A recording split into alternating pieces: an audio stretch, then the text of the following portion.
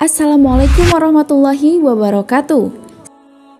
Sahabat muslimah yang dirahmati Allah, masih membahas kisah yang menarik di zaman Nabi Musa alaihissalam. Setelah pada video sebelumnya, banyak hikmah yang bisa kita dapatkan dari kisah pertemuan Nabi Musa alaihissalam dan Nabi Khidir alaihissalam. Kali ini kita akan membahas kisah Nabi Musa alaihissalam dan Qarun, seseorang yang terkenal dengan perbendaharaan harta yang melimpah. Kisah yang menarik ini pun diabadikan oleh Allah Subhanahu wa taala di dalam Al-Qur'an surat Al-Qasas ayat 76 sampai 82 agar bisa menjadi pelajaran. Bagaimana kisah selengkapnya? Simak video ini sampai selesai agar tidak gagal paham. Dari Ibnu Abbas ia berkata bahwa Qarun adalah anak paman Nabi Musa alaihissalam. Menurut Qatadah, ia juga sering disebut An-Nur karena kebagusan suaranya ketika membaca Taurat. Tapi sayangnya, ia adalah seorang munafik yang menjadi musuh Allah Subhanahu wa taala sebagaimana Samiri.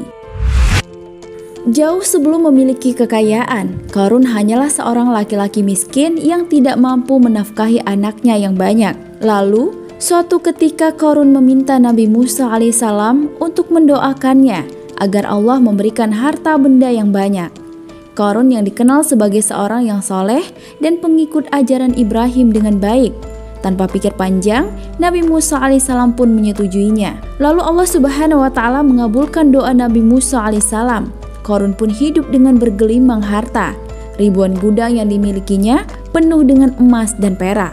Hingga suatu ketika, keluarlah Qarun pada kaumnya dengan dandanan bagus dan megah, memakai pakaian dan kendaraan yang sangat mewah, serta diiringi oleh para pelayan dan pembantunya melewati majelis Musa alaihissalam. Ketika orang-orang melihat Qarun yang begitu megah dengan segala kemewahan dan kebanggaannya, penglihatan mata mereka menjadi tertuju padanya. Lalu Musa memanggil Qarun dan menegurnya seraya berkata, "Apa yang mendorong Anda melakukan hal ini?" Qarun menjawab, "Hai Musa, Anda lebih mulia dariku dengan kenabian, sementara aku lebih dimuliakan daripada Anda dengan harta kekayaan. Jika Anda mau, keluarlah dan berdoalah untuk dapat mengalahkanku. Dan aku pun keluar dan mendoakan keburukan bagi kamu." Maka Qarun dan para pengikutnya, begitu juga Musa dan para pengikutnya, kedua-duanya keluar di tengah-tengah kaumnya. Pada saat itu Musa berkata kepada Qarun, "Aku ataukah Anda yang berdoa lebih dahulu?" Qarun menjawab, "Aku yang berdoa lebih dahulu." Lalu Qarun berdoa, tetapi doa Qarun tidak dikabulkan. Tidak ada pengaruhnya sedikit pun terhadap Musa alaihissalam. Selanjutnya Musa alaihissalam berkata, "Sekarang saatnya giliranku yang berdoa, bukan?" Qarun menjawab, "Ya." Lalu Musa berkata, "Ya Allah, berikanlah bumi ini taat pada perintahku sekarang."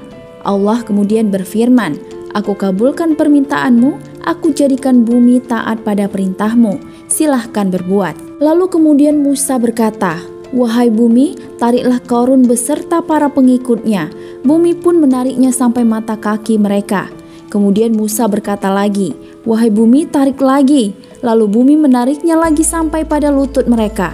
Kemudian bumi menariknya lagi sampai pundak mereka, seiring dengan perintah Musa. Pada saat mereka tertanam sampai pundaknya, Musa alaihissalam memerintahkan kepada bumi agar menelan rumah dan semua kekayaan Qarun. Dan bumi pun menarik dan menenggelamkan rumah serta semua harta kekayaannya, sedangkan mereka menyaksikannya.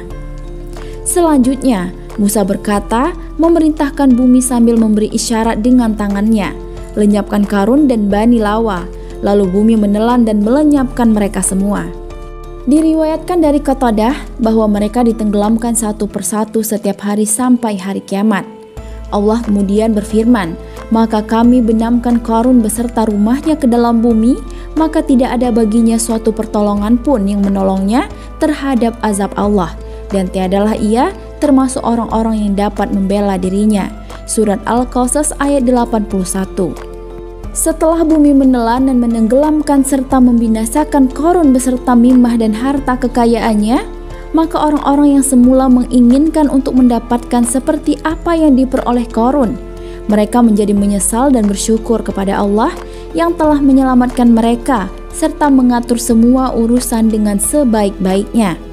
Oleh karena itu, mereka berkata sebagaimana dalam firman Allah Subhanahu wa taala, "Dan jadilah orang-orang yang kemarin mencita-citakan kedudukan Qarun itu berkata, aduhai, benarlah Allah melapangkan rezeki bagi siapa yang Dia kehendaki dari hamba-hambanya dan menyempitkannya. Kalau Allah tidak melimpahkan karunia-Nya atas kita, benar-benar kita telah membenamkan kita pula. Aduhai, benarlah tidak beruntung orang-orang yang mengingkari nikmat Allah." Surat Al-Qasas ayat 82. Sungguh kepunyaan Allah lah segala apa yang ada di langit dan bumi. Semoga kita semua bisa mengambil hikmah dari kisah ini, lebih bijak dalam mengelola harta untuk kepentingan dunia dan akhirat. Wallahu a'lam bishawab. Wassalamualaikum warahmatullahi wabarakatuh.